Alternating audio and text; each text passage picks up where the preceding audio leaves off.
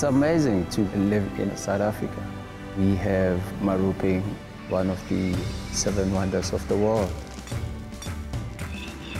This is the most important site on the planet for analyzing human ancestry. This site has everything any tourist would want to see. When you are here, you feel that African spirit, you know. The people are so energetic, giving beautiful hospitality. You experience amazing culture. It's vibrant, it's beautiful. When you come here, what you should expect is to live again. There's enough to keep scientists going here for the next 3.5 million years. Even though we might be different on the outside, we share common heritage and ancestor to every other person in the world. It's enriching to have young people being part of this experience. Sani Bonani. I was enthralled by the knowledge of the guide. This one is a throwing spear. Of all the World Heritage Sites, this one is number 1. It points to our human origins, to our present, and where we might be going in the future. This is bucket list number 1. Maropeng is home. Come and join us.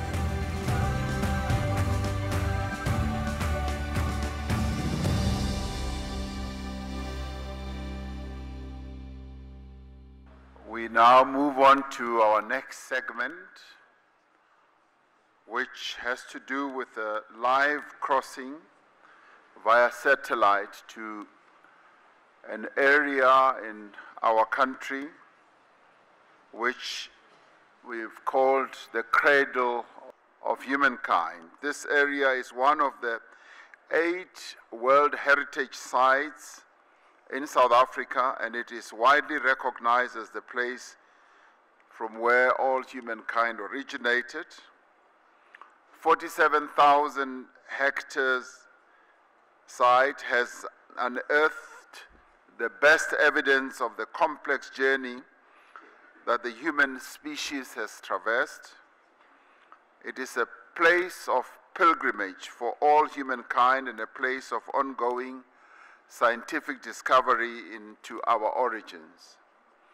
It is also a place of contemplation, a place that allows us to reflect on who we are as human beings, where we have come from, and in a number of ways, it's also a place which could also reveal secrets of where we are going to as human beings. The World Heritage Site status that the area now enjoys ensures that what is deep within its core will be forever protected, and that the generations that follow will continue to benefit from ongoing exploration as scientists from all over the world continue to visit the site. Over 189 million rand has been invested in roads and bulk infrastructure to develop the site and leverage private sector investment into tourism development in the area. Excellencies, although circumstances may have prevented us from visiting this site, I am nevertheless deeply proud and honored to share this experience with you, albeit remotely, via a live satellite video link, as a reminder of our shared origins and our common future.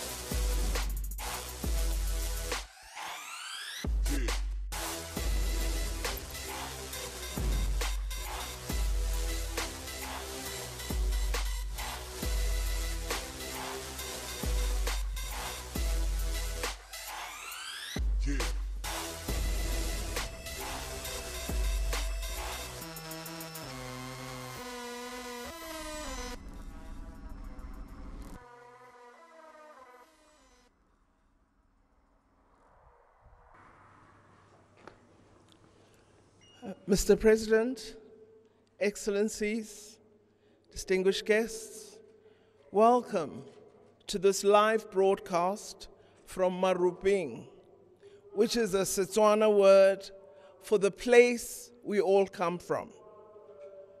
I'm accompanied by Gauteng member of the Executive Council, Mr. Panyaza Lusufi, and the Acting Vice Chancellor of the University of Witwatersrand, Professor Coupe.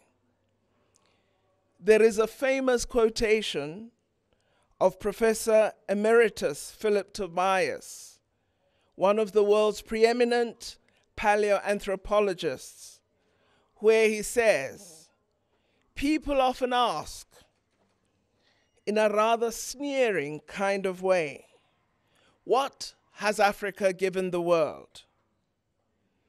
Africa gave the world humanity, and Africa gave the world its first human culture, and that is no small thing." We will be viewing for the first time ever 3 almost complete hominin specimens, especially assembled on the occasion of the BRICS Summit.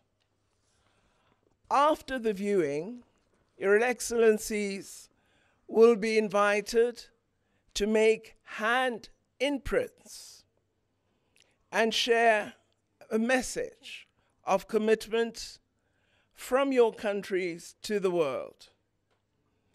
The handprints of Your Excellencies will be displayed alongside the handprints of President Mandela, which were cast in 2009 and are mounted here.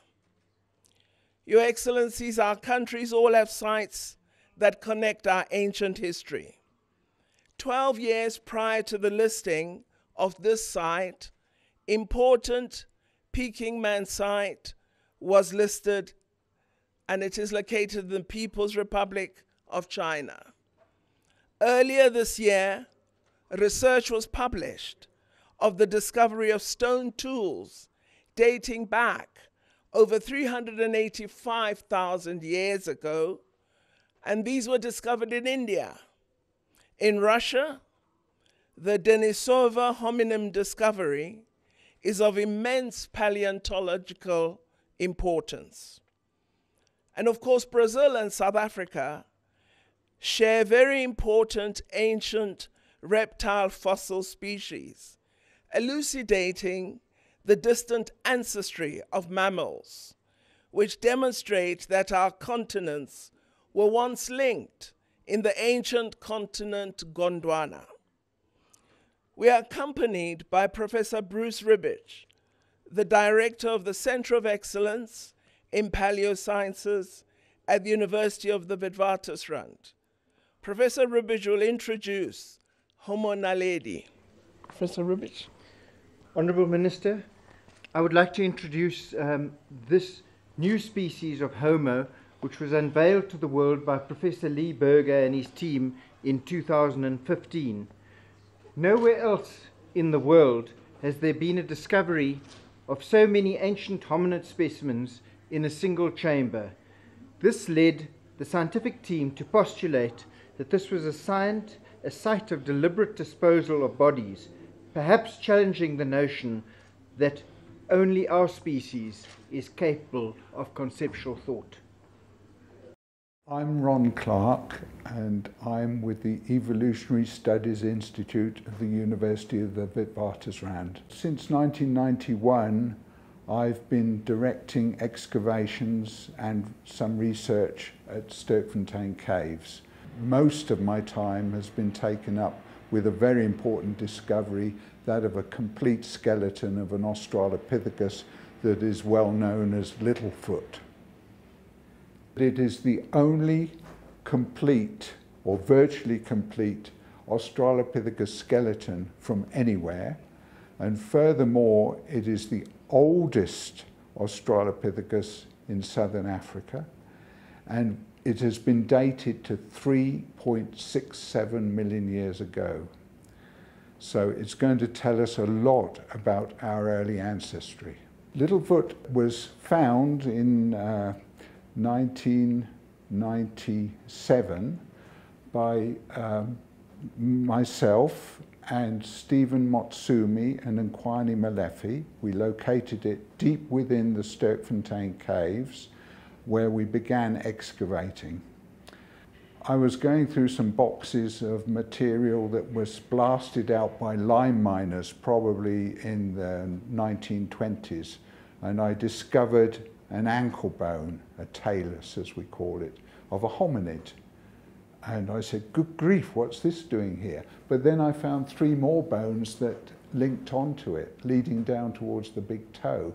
A couple of years later, in a different box, in a different locality at Wits University Medical School, I discovered more of the same foot and also parts of the lower legs. So this made me realize that the rest of the skeleton might still be in the cave. So I gave a cast of the lower tibia or shin bone to my 2 assistants, Stephen Motsumi and Nkwani Malefi, and asked them to go down in the cave with torches and see if they could find anywhere that piece would fit on. Well, after 1.5 days of searching in the dark with their handheld lamps, surprisingly, they found it. The bones, when we first found them, we were expecting to find everything just lying there, all connected. It didn't work that way. We found not only that the bones were extremely soft, powdery and flaky, but they were embedded in a natural concrete that we call breccia, extremely hard. Not only that, but after we'd uncovered some of the lower legs, we found no more. We kept on chiseling and chiseling away at the very big blocks of dolomite and chert that were covering the bones, looking for more of it. Upslope, we worked away upslope, didn't find any more until I concluded that the rest of it must have fallen through to a lower level millions of years ago and then been sealed in by a very thick flowstone. So we chiseled through that flowstone, and then we found more of the skeleton. By that stage, we were using very fine tools, something we call an air scribe, which is a little pneumatically driven needle. So we were working away a grain at a time, grains of rock at a time, wearing magnifying lenses and searching for more of this skeleton. We worked on it right up until 2012, excavating there in the caves and exposing all of the bones, and then we lifted it to the surface, and since 2012 we've been busy with the preparation of the bones in the laboratory, cleaning out all the fragments and reconstructing them. The discovery that the fossils from the Dinaledi chamber that we've attributed to Homo naledi in 2015 are actually relatively young, between 230,000 and 330,000 years, is quite frankly astonishing. This means that Homo naledi, this primitive hominid that appears to come from the sort of root of the genus Homo, actually lived not only through the last several millions of years, but was contemporary with when we thought only Homo sapiens lived on the continent of Africa. This is undoubtedly going to have profound effect on our understanding of archaeology, and in fact is a little bit confusing because now we have at least 2 potential makers of these very complex stone industries which are scattered about southern Africa and perhaps the rest of Africa, and is going to lead to perhaps a lot more questions than answers. Secondly, the discovery of a second chamber containing Homo naledi, we've called the Lesedi chamber, adds weight, I think, to the idea that Homo naledi was deliberately disposing of its dead in these remote, deep underground chambers of the Rising Star cave system. In addition to that, it's a spectacular find. Inside of this chamber are several individuals, some children, a couple of adults, one of which is now amongst the most complete skeletons ever discovered. A skeleton of what we think is an adult male Homo naledi. We've called him Neo, and there's lots more to find. There are literally thousands more remains in the Dinaledi chamber and probably a lot more remains in the Lesedi chamber. So we have a great future ahead of us for discovery in these caves here in southern Africa.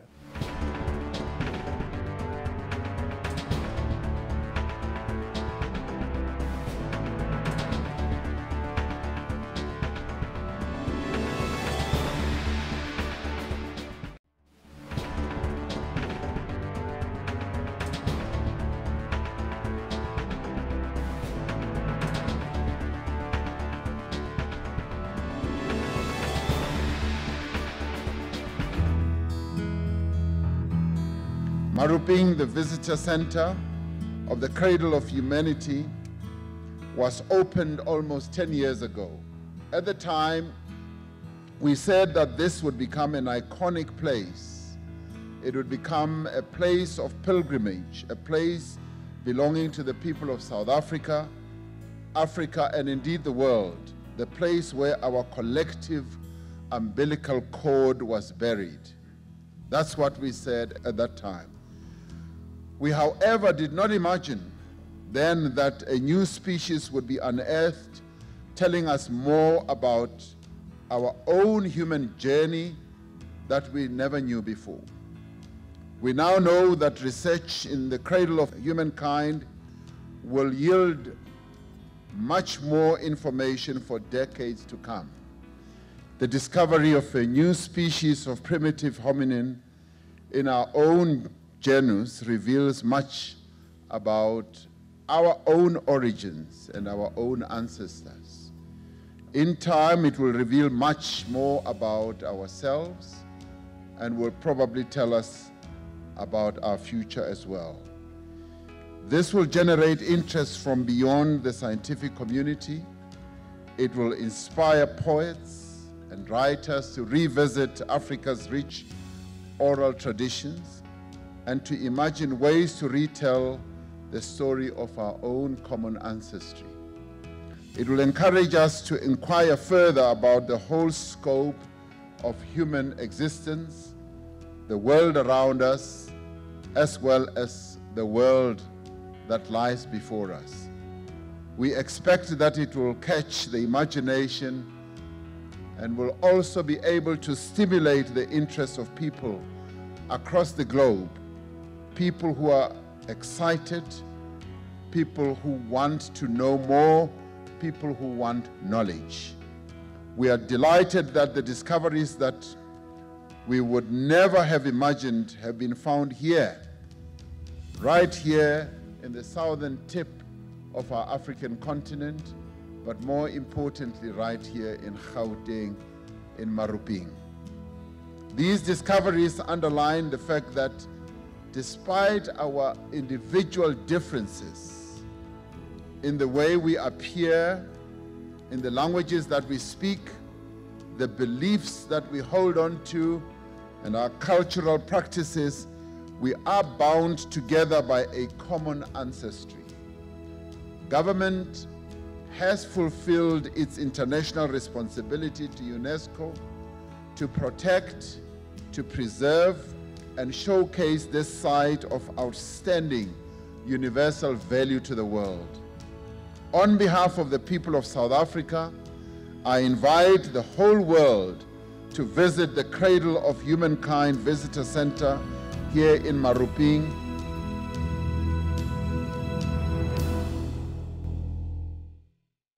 In a way, it is this segment we're getting into, we have dubbed it to represent what we would like everyone, and particularly ourselves here sitting here, to remember Nelson Mandela with. In one of his major speeches, he said, the future that we want is now in our hands. And as we put our hands, it will be a clear demonstration of saying that we remember Nelson Mandela, who would have been 100 years today, as we put our hands there.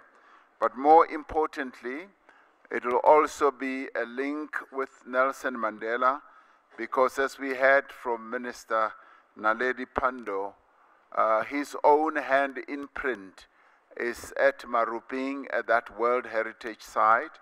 So the hands of the 5 leaders will be imprinted there, and thereafter they will be taken to Maropeng, and as a demonstration that we are linking the present with the past, but at the same time we're looking for a brighter future. As Nelson Mandela said, the future is now in your hands. So I now invite Your Excellencies that we go over there and put our own imprints, which will then bring an end to this segment. But let us do this bit right away. Thank you very much.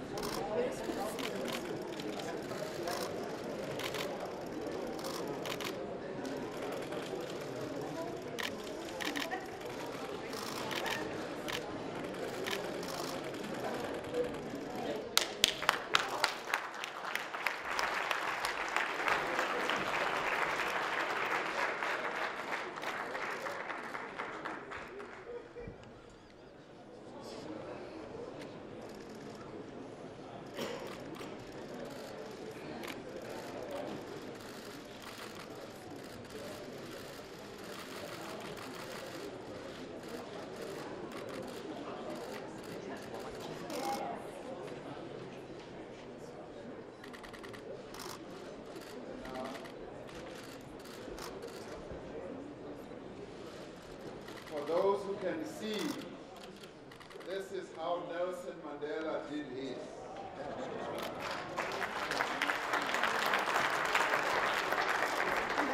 And this is how most of us did ours. So it shows that we who have succeeded Nelson Mandela, we don't have the weight and the stature of Nelson Mandela. This, colleagues, then brings an end to this. I would like to thank you for being part of this segment where we received the reports and where we also linked up with our past in Maropeng and how you witnessed the imprints that we just did. I would like to thank you for your participation in this part, and thank you very much. Thank you very much.